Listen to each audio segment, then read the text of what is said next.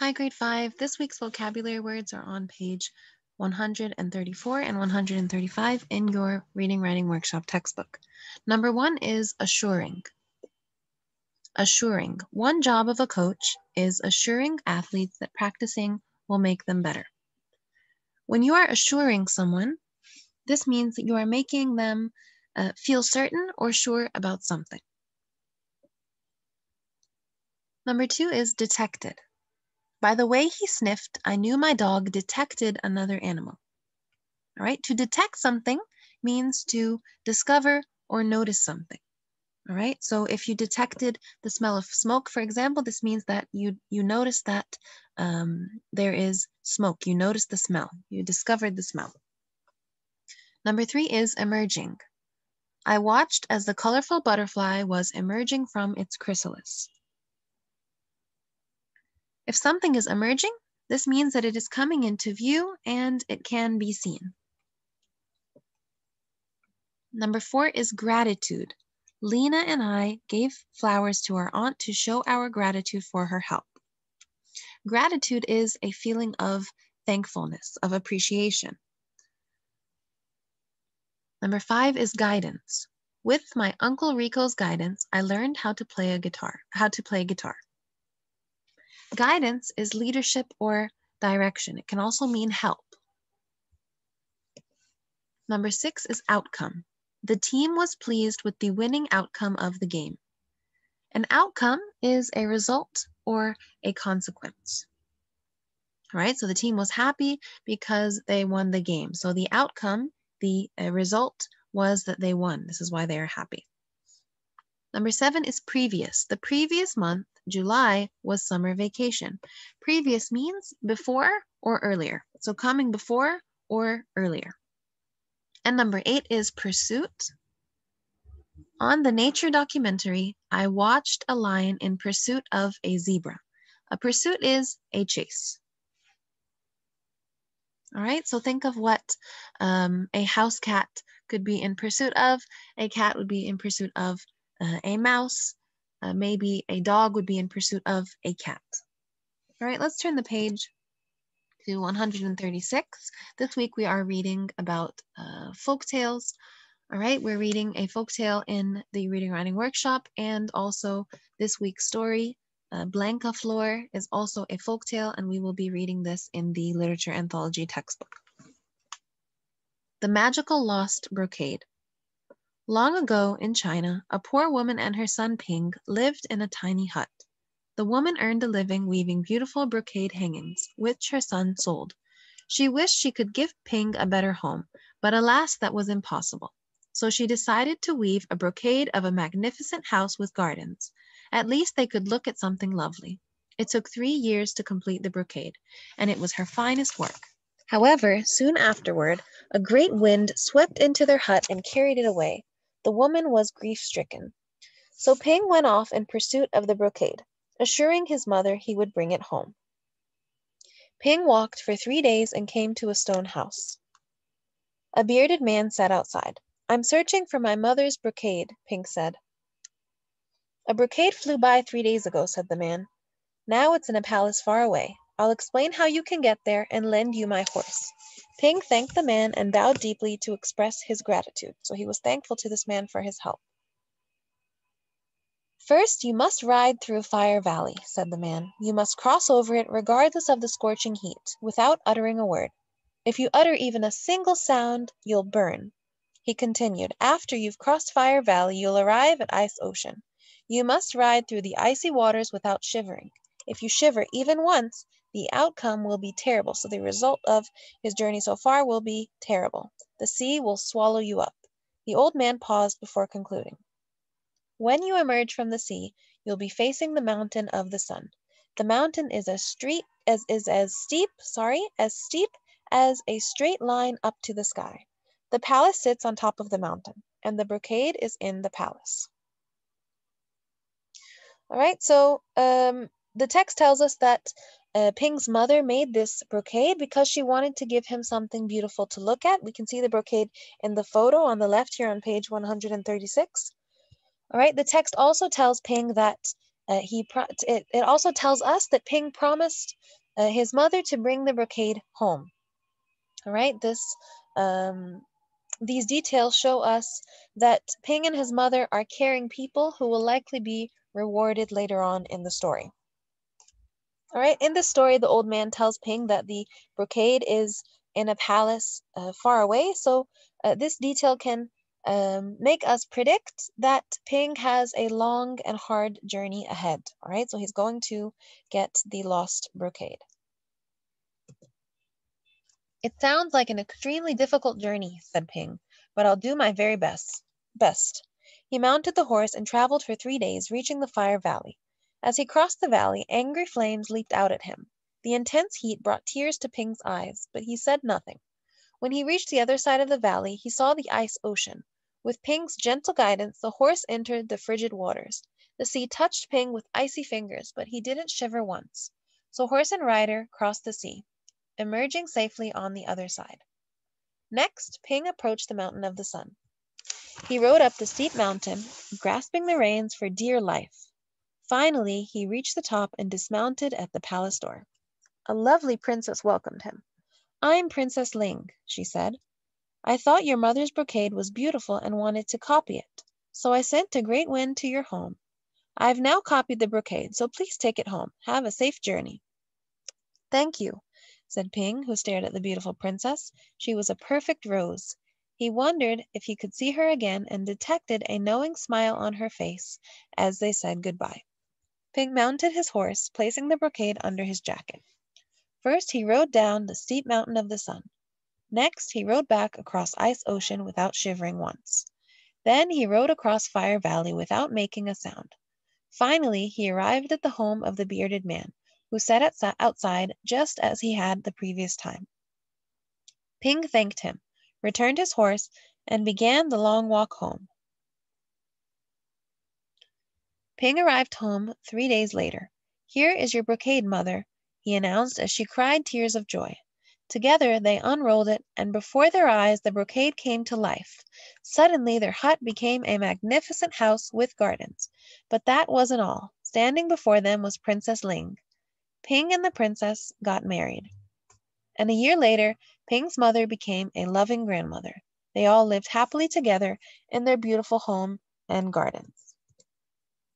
All right, the selection that we just read is a folktale. All right, how do we know it is a folktale? Here are the features. It describes a hero or a heroine's quest or set of tasks he or she must accomplish. In this case, we read about the adventures of the hero Ling. All right, it includes the repetition of actions or words. So let's go back and look for repetition. So the first example of repetition here we have you must ride through Fire Valley.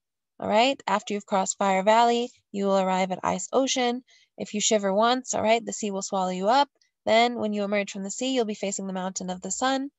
All right, and the palace is on top of this mountain. All right, here towards the end, again, we read that to get back, he rode down, all right, so in reverse, he rode down the Mountain of the Sun, then he rode back across Ice Ocean, then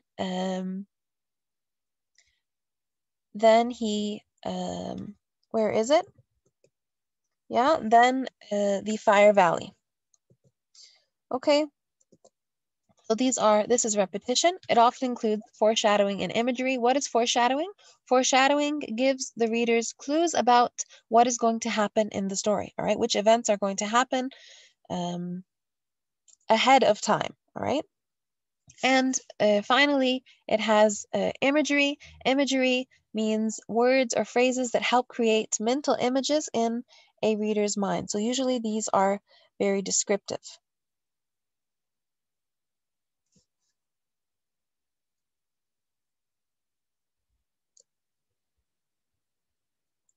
And finally, I wanted to add that the folktale usually contains a lesson or reflects a theme. Now let's open the Your Turn practice workbook on page 81. All right, this week's vocabulary words again are assuring, pursuit, gratitude, emerging, detected, previous, outcome, and guidance. Now, in this exercise, we're supposed to finish each sentence using the vocabulary word provided. Here are some possible or some sample responses. Of course, you can write your own sentences using the meanings in your textbook. All right, so we said that number one, gratitude. What is gratitude? Gratitude is a feeling of thankfulness, all right, of appreciation. So we could write, he expressed his gratitude to the friend who helped him understand the homework. Or he expressed his gratitude to his mother for cooking him a delicious meal. All right, he expressed gratitude to his teacher for her help. Number two is guidance. Guidance is leadership or direction, all right, or help that is received. She learned how to play baseball with her dad's guidance. She learned how to tie her shoes with her mother's guidance. All right, these are examples of sentences. Number three, assuring. Before the play, the drama teacher spent some time assuring the students they would perform well. If you are assuring someone, you are making them feel certain or sure about something. All right, so before the play, the drama teacher assured them that they would perform well. She made them feel confident that they are going to do well in the play. All right, so she made them feel sure that they would perform well. Number four is outcome. An outcome is a result or a consequence of something. I can predict the final outcome of the class vote for the most popular movie. All right, outcome is the result of the class vote. All right, so maybe most of the class liked a particular movie. All right, so this is how he or she was able to predict the outcome. Number five is previous. Previous means coming before or earlier. I remember most of the details from the previous chapters I read. Number six, pursuit.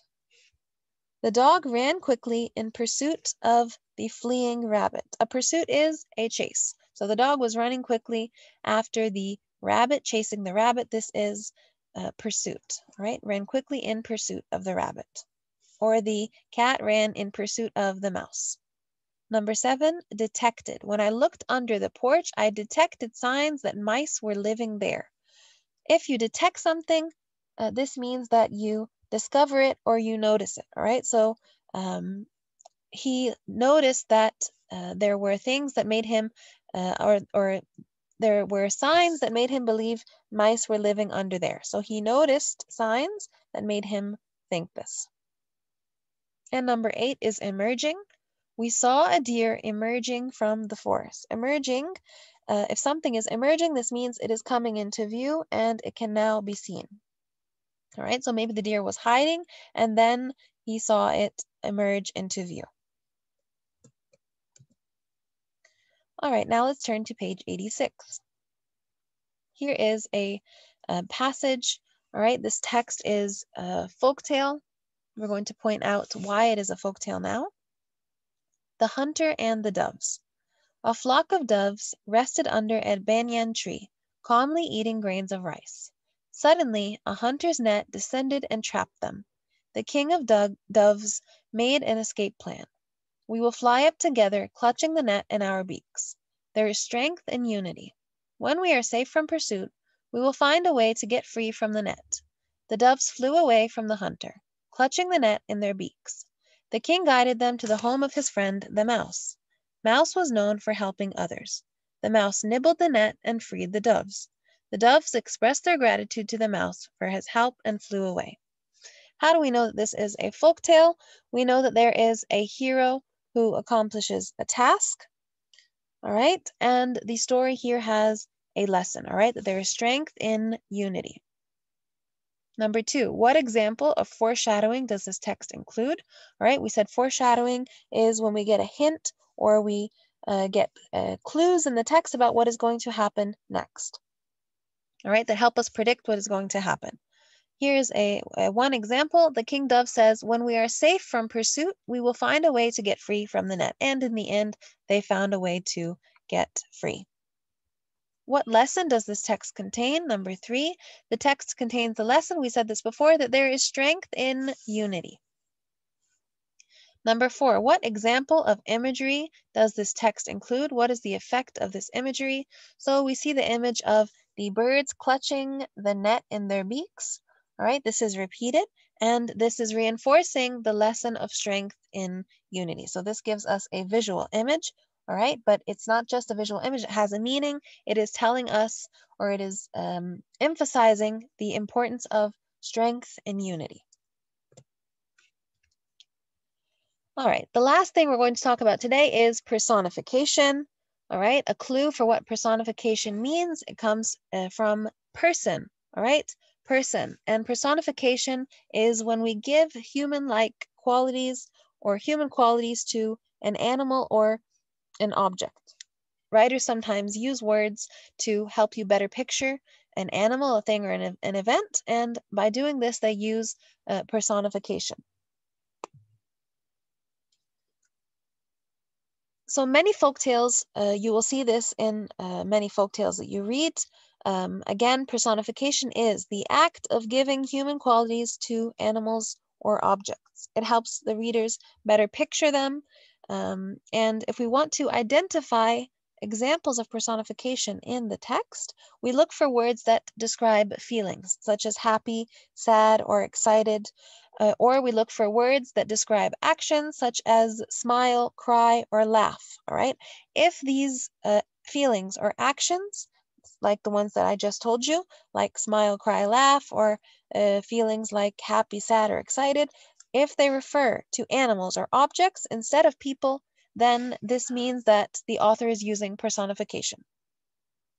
All right, because these are only feelings and actions that that relate to humans. All right, so a tree, for example, cannot cry. All right, this is personification. If we say the tree was crying, this is personification. All right, now let's turn to page 87 in your turn practice workbook. Read each passage, underline the word or words that show personification. Then write a sentence about the mental picture you have of the thing described. All right, so this is both personification and imagery. We said a mental picture. When a mental picture is created, this is imagery. Number 1, when the world was young, a long river wandered through a large forest. So can a river wander, or is this something that a person can do? This is personification because only people can wander through the forest. All right, so what mental image? Close your eyes and listen to this again.